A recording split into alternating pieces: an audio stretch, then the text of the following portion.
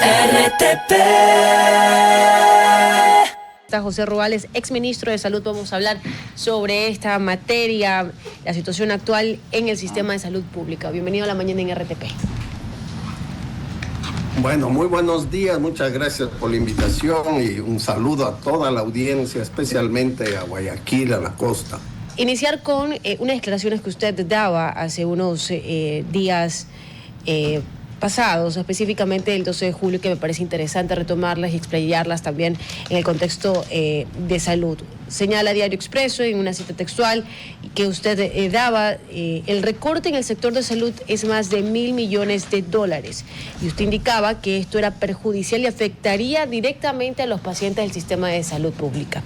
En este sentido, viendo las fusiones, viendo también los envíos y demás medidas que se han tomado, ¿cómo ve usted la afectación directa en el sistema de salud pública, tomando en cuenta que tampoco se ha hecho algo importante, como por ejemplo depurar ciertos hospitales, ciertos centros médicos donde realmente está la fuga, no solamente del capital, sino también de las medicinas?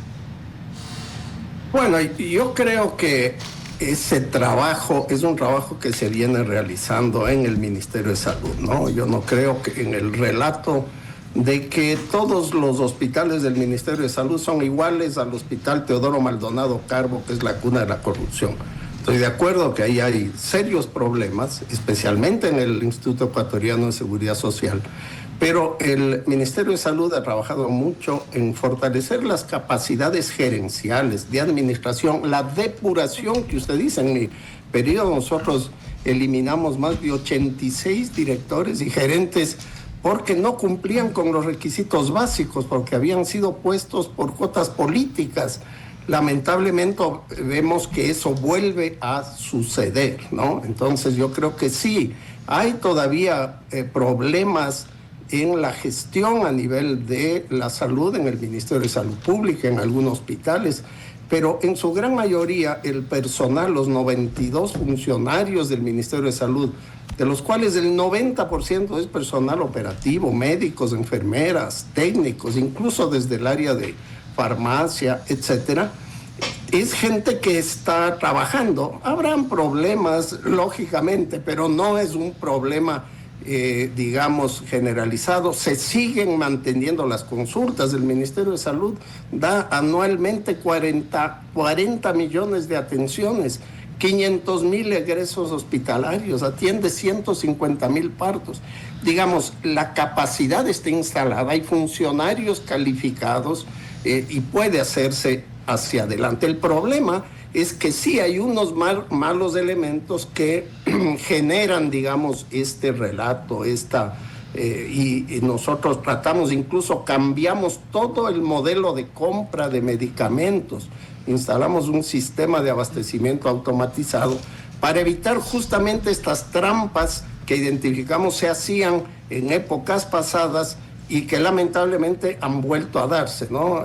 Yo creo que el problema más del Ministerio de Salud ahora es que, si bien pueden estar funcionando sus centros de salud y hospitales, no tienen liderazgo, no tienen la orientación y no tienen los recursos. Hubo un recorte brutal del presupuesto, especialmente el presupuesto de medicamentos. Más de $100 millones se han recortado en los últimos 2 años solamente en medicamentos, pero también en el pago de las prestaciones que se hacen a nivel privado por derivación, cuando los servicios no tienen la capacidad resolutiva, ¿no? Nosotros tenemos un serio problema, por ejemplo, de enfermedad renal crónica, de insuficiencia renal, cerca de 20,000 pacientes a nivel nacional, y el Ministerio de Salud tiene capacidad de atender a 4,000, ¿no? Entonces estos se subcontratan a empresas privadas que no han sido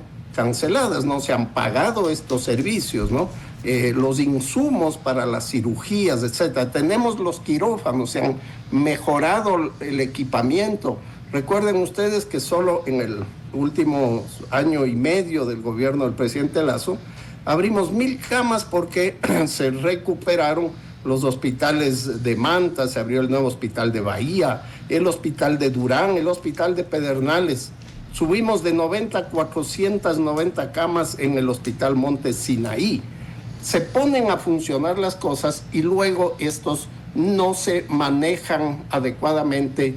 Vienen los problemas de la corrupción o la falta de apoyo de insumos, de materiales para que se dé la adecuada atención. Justamente el tema de la desvinculación de tantos médicos que están sucediendo, que obviamente el gobierno había notificado que realmente esos 5.000 profesionales que iban a desvincular de diferentes áreas y diferentes ministerios no iban a tocar al Ministerio de Salud, pero del caso existen ya como 70 desvinculados. ¿Cómo usted ve esto, la repercusión dentro de esa operación, o sea, las operaciones realmente diarias con la falta de médicos o auxiliares? Miren, esta cosa es terrible. Lamentablemente no es un problema que estén desvinculándose a personal ahora entre estos 5.000. Esto se viene haciendo sistemáticamente desde enero del año anterior, del 2024, porque no se llenan las partidas de los médicos que se jubilan, que se retiran, que renuncian, de los profesionales, etcétera, ¿no? En el sector de la salud, del Ministerio de Salud, nosotros calculamos, la viceministra de Salud anterior o subsecretaria me había informado que hay alrededor de 6.000 plazas en el Ministerio de Salud que no se han vuelto a llenar, que se han ido saliendo, así que el problema en salud es muchísimo mayor. Y que se hagan desvinculaciones de un momento al otro de enfermeras de un centro de neonatología donde hay que tener el mayor cuidado, la mayor capacitación y experiencia para manejar a estos recién nacidos prematuros que están en situaciones de real vulnerabilidad y que requieren una atención muy profesional.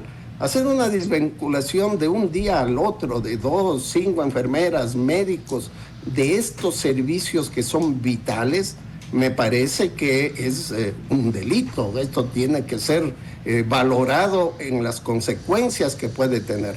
Pero en principio, el hacer desvinculaciones en salud de esta manera masiva causa un serio problema. Imagínense, están desvinculando a un anestesiólogo. Al desvincular al anestesiólogo deja de funcionar todo el quirófano. Yo no sé si es porque van a reemplazar por noveles y recién graduados médicos o van a simplemente están eliminando una cuota de personas que les ha sido asignada a cada hospital. De los hospitales que a mí me han informado, prácticamente todos han recibido ya la lista de personas que tienen que ser desvinculadas. Sí, sí. Ahora, lo que siempre en un periodo corto de tiempo, pero lo que he escuchado constantemente en estos días de parte de mucha gente, y lo comparto, es que hace falta tener un comité técnico o un cuerpo específico dedicado a formular exámenes o generar estándares para definir quién debería salir. Pero no hemos visto eso. Creo que deberíamos verlo, y mi pregunta para ustedes: ¿cómo se debería diseñar para el sector salud un equipo técnico que defina cómo desvincular y cómo también contratar reemplazos cuando sea necesario? Mire, eso ya existe. Eso se llama la Ley de Carrera Sanitaria. Esta ley fue formulada a finales del periodo legislativo anterior. Nosotros dejamos ya formulando el reglamento de la Ley de Carrera Sanitaria, en donde se establece exactamente eso. Se conforman comités técnicos con los delegados de las sociedades científicas, delegados de los hospitales de las áreas técnicas, para calificar no solamente el ingreso, para mejorar el sistema de concursos públicos para profesionales. Nosotros requerimos en salud contratar los mejores profesionales y retenerlos, ¿no? Es muy difícil, por ejemplo, contratar o tener ofertas para un anestesiólogo en el Coca, para un psiquiatra en Galápagos, pero una vez que se logra eso, es necesario retenerlo, y para eso se hacen evaluaciones técnicas que estaban definidos en el reglamento de la Ley de Carrera Sanitaria, en donde se va definiendo la capacidad, y si hay fallas, si hay problemas en las primeras evaluaciones, la respuesta no es amenazarle con una nueva evaluación, la respuesta es darle capacitación, ¿no? Si un médico tiene problemas en la calidad de la atención que está dando, hay que calificarle, hay que mejorar esas fallas. Si una enfermera no tiene adecuadamente un procedimiento, tiene que aprender, tiene que ir a aprender eso en otro hospital, tiene que hacer un curso, y una vez que se da la capacitación, entonces se hace una nueva evaluación técnica y se le ofrece también soluciones, se le ofrece mejoras, un escalafón, aumento de las responsabilidades o del salario, pero tiene en el marco de salud, no se puede hacer un corte de cabezas diciendo a mí no me gusta esta persona me vio mal, no parece que es leal, habló mal del gobierno y por lo tanto se va a ir afuera. En salud tenemos que tratar de fortalecer las capacidades que tienen los hospitales. Si están esas capacidades fortalecidas y por otro lado autoridades calificadas que también tienen que ser calificados. Miren, tenemos ya 5 ministros de salud.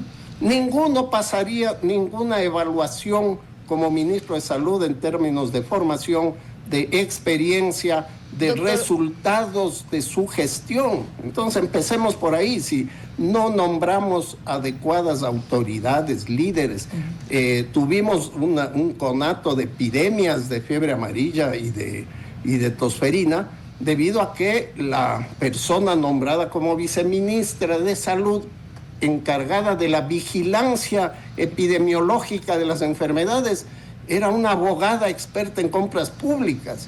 Entonces, yo estoy muy de acuerdo con la evaluación. Hay mecanismos técnicos que ya están definidos y que no se están aplicando, pero hay que empezar desde arriba, hay que empezar evitando que la salud sea un botín político, que el nombramiento de directores de hospitales, de coordinadores, sea en base de méritos y capacidades. Doctor Ruales, usted iba justamente, y lo ha dicho, a la pregunta que le iba a hacer sobre los 5 ministros que han pasado durante estos últimos 20 meses.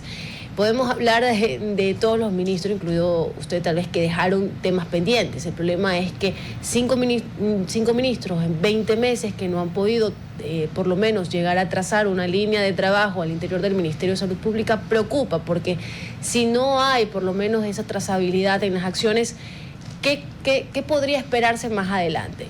En ese sentido, quisiera preguntarle también, por ejemplo, cuáles son las urgencias. Hemos hablado un poco del tema desvinculaciones de parte del sector público, hemos hablado de su presupuesto, hemos hablado de la corrupción, pero también dentro del Colegio de Médicos del Ecuador, que no sé si usted comparta en estos momentos las declaraciones que están dando y la lucha que están presentando, también se encuentra dentro de estas urgencias el tema de las cuotas políticas. Usted también lo mencionaba, doctor Ruales. ¿Usted cree que esta ley de integridad pública aupa la colocación de cargos a través de cuotas políticas? ¿Usted cree que esto va a ocurrir, va a suceder en los próximos meses? Porque son parte también de las declaraciones que dice la Federación Médica Ecuatoriana. Eso es un hecho, ¿no? Estamos viendo que hay muchos nombramientos que se dan por amistad, por cuotas políticas, por pagar favores, etcétera. Se perdió. Nosotros teníamos un mecanismo de calificación de requisitos para un gerente, para un director de hospital, un director de centros de salud. Pero es un hecho hay una buena parte que se mantienen en funciones, y eso también hace que, digamos, en el caso de salud, los mandos medios son los que conocen, no son los que ponen obstáculos, son los técnicos que se han formado por años, que se han capacitado en el exterior, etcétera. Y gracias a eso funciona. Pero el momento en que se hacen estos cambios de cuotas políticas, que sí se han estado dando, especialmente en la costa, vemos que los resultados son nefastos. Por lo tanto, tiene que haber, usted mismo decía hace un momento, tiene que haber una orientación. Lo que ha venido haciendo el gobierno, especialmente con el primer ministro, es básicamente detener, congelar, parar los convenios, los contratos y los proyectos, ¿no? Proyectos que iniciamos desde el proyecto de reducción de la desnutrición crónica infantil o salud mental, pero también los proyectos de infraestructura, ¿no? Se han detenido los proyectos de construcción, de avance del Hospital de Zamora, del Hospital de Alausí, de Quevedo, el Hospital Delfina Torres Centro en Esmeraldas, etc. Entonces hay un problema también de inacción, de falta de capacidad de ejecución, y entre ello la aplicación de los mecanismos en 3 problemas graves: la reducción en la compra de medicamentos e insumos médicos; segundo, la falta de pago de los servicios de alimentación, de limpieza y de seguridad de los 2.000 centros de salud y hospitales que tenemos, y eso hace que haya un serio problema de reclamos; y también la falta de pago de los prestadores externos a los que se derivan los pacientes cuando los hospitales no tienen esa capacidad, ¿no? Este es para cumplir con la garantía de la salud y de la vida de los pacientes cuando hay problemas en el hospital. Pero si los hospitales se van deteriorando porque no tienen la placa, el clavo para la cirugía de fémur, entonces estos pacientes tienen que ser resueltos en otra parte. Y si al mismo tiempo no hay recursos para pagarlos, ya las clínicas y ya los centros de diálisis se resisten a seguir recibiendo y atendiendo a nuestros pacientes. Doctor Ruales, le quedamos muy agradecidas aquí en el panel por habernos acompañado de la mañana en RTP. Muy amable. Muchísimas gracias por la invitación y que tengan un muy buen día. De igual forma. RTP